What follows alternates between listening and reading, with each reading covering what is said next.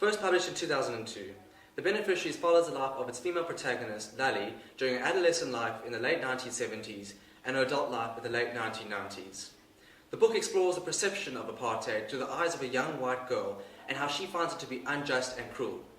In her later years, even after the abolishment of apartheid, Lally still finds herself running away from her past and the truth, and she's called to testify at the hearing of the Truth and Reconciliation Commission. The Beneficiaries was chosen as the set workbook for the English Matric subject of all independent examination schools across South Africa. The author of this book, Sarah Penny, was born in Cape Town, attended a boarding school in the Eastern Cape, and went on to study at tertiary institutions such as the University of Cape Town, Rhodes University, and St Andrews University in Scotland. With me today is Sarah, who's discussing with me some of the issues with her book and her works. Sarah, thank you so much for coming on today. It's a pleasure. Okay, so the first question, what inspired the story of The Beneficiaries? It was partly inspired from my own background in having gone to an Eastern Cape boarding school, and partly by my fascination with the ongoing process of the TRC. And as the TRC was drawing to a close, I just wanted to unite those two strands of what had happened in my personal experience in a fictional story. Now, the main character of The Beneficiaries is Lally. Are there actually any similarities between you and her? Yeah, I think the school that I created for her is very similar kind of milieu to the school that I attended, but they're also, she's not my past isn't a template for the story. She's also completely distinct from my personal experience. But things that happened to me have influenced putting the book together. Was writing this book challenging at times? Yes, it was challenging at times because I had to carry on earning money to, buy toast and butter and pay the electricity, and so there are all the sort of functional challenges of writing a book when you've got a lot of other things you need to be doing. Emotionally, though, how yes, and there were periods when it was emotionally challenging, but I think the things that I dealt with in the book that were an emotional challenge I had processed before I actually began to write the book. So no, not particularly by that stage, but only because I wrote that book 10 years after leaving boarding school. So it wasn't the first point of addressing the boarding school years. It was more contemplative by that stage. Did you always want to become a novelist, or were there any other options in mind when you were still at school? No, I always wanted to write. I've wanted to write since I was 5 or 6. Since I learned to write, it's always been part of who I was. But obviously, along with writing, you need another career, which is why I became an academic. But yeah, the writing's always been there. Now, about The Beneficiaries, you actually received some positive feedback of the book over the past few years. I got 2 quotes here. First one from the Sunday Times. Sarah Penny's first novel reveals a rare kind of writer who fashions narrative as if the point were not to tell a mere story, but to describe grimness beautifully, a work of grace and elegance. And the second quote I got from Oprah magazine South Africa, Sarah Penny's compelling new book recounts the melting of the Ice Maiden in vivid and masterful detail. Now, we can clearly see that your book's pretty popular. A lot of people had nice things to say about it. But have you actually received any negative comments from the public over the past few years? Actually, funnily enough, I've only received one. Having got, especially from school pupils, a lot of positive letters, which has been wonderful. But I did get one absolute stinker that I put on my blog because from a pupil called Lally. I don't know which school she's at, but she was extremely cross. She'd been made to read the book, which I can't remember exactly. It's on my blog, but she thought it was very boring, and the subject of apartheid was very boring. And she didn't feel she should have been made to read it. But if you want to read that in person, I put it on my blog. So she was also a matric studying your book this year. Yeah. Okay.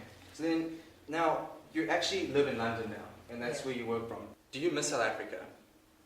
Yeah, all the time, constantly. And what do you miss about it? It's home. I love England, and I've adjusted to living there, and it's my children's home.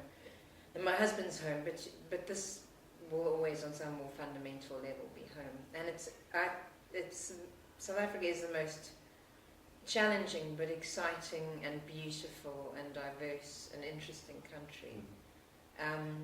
and there's a sense in which England's just never going to, on a soul level, match that. But we come back. I come back every year, at least once, often twice. Mm. So, I kind of shuttle between worlds. So I do miss it, but I'm extremely fortunate in coming back a lot. Mm. And my kids are familiar with South Africa, which Yes. was very important to me. But yes, I do miss it Okay. a lot. How do you think your book will influence the matrics of today? I hope, the one thing I hope for this book is that it makes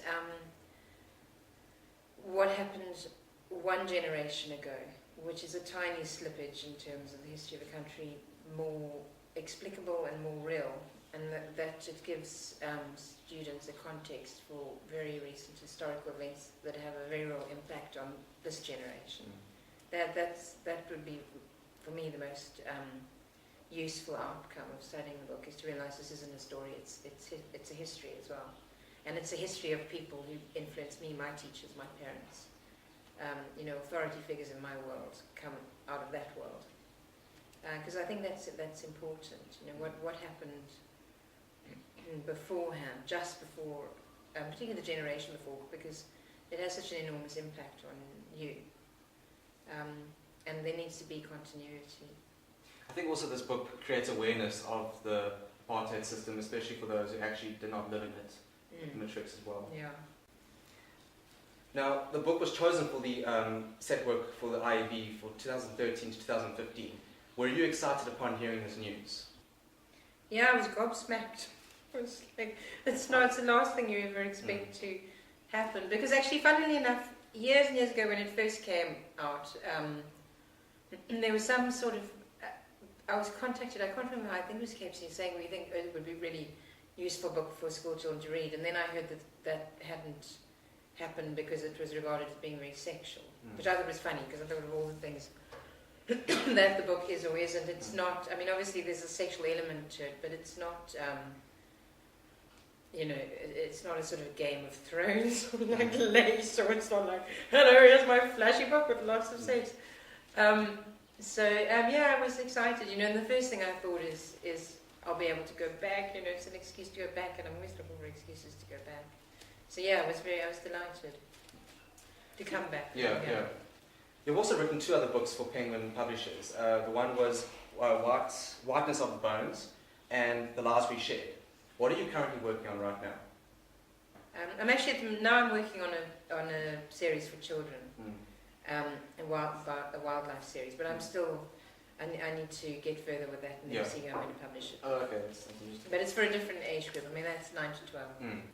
Now, writing for children, is it challenging? Because it's a completely different demographic to what you were aiming for in the Beneficiaries and The Lies We Shared. It is more challenging because, or not more challenging, it's challenging in a different way because children are extraordinarily honest. So if they don't like something, they'll just abandon it. So you've got to, you can't put in even a passage that's a little bit boring because the child will just put a book aside.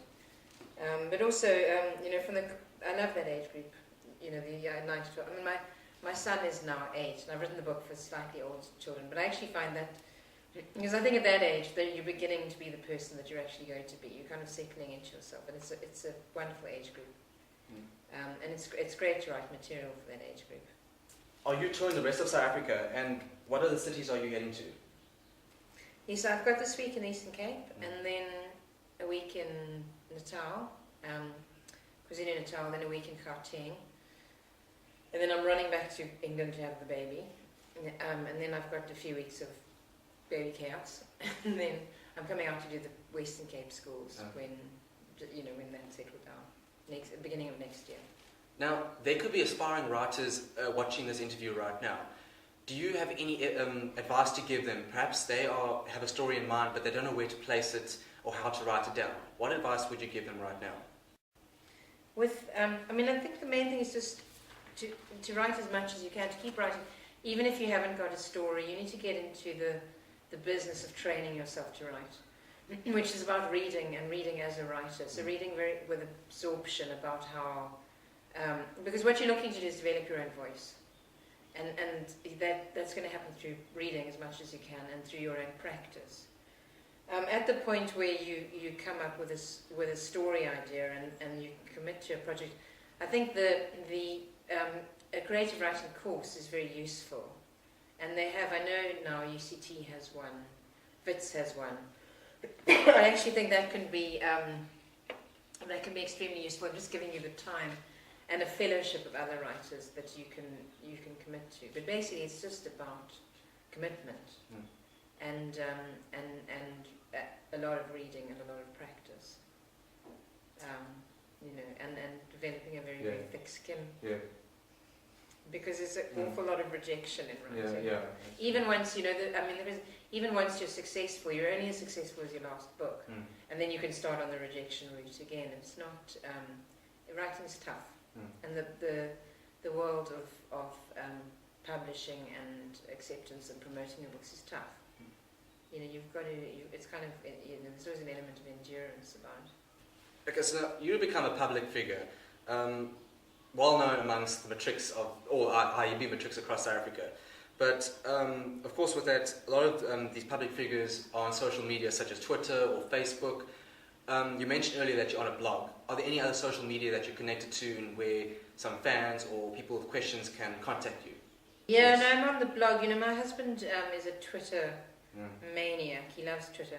So he twittered me up, and after about a month, I was like, this is unreal. Because I've got 2 young kids, I'm about to have another one, and I've got a full-time job, and the Twitter thing, the problem is it doesn't, not like any other part of my life, you can't cap it. It just goes on like some multi-headed snake from hell, with people pouring in.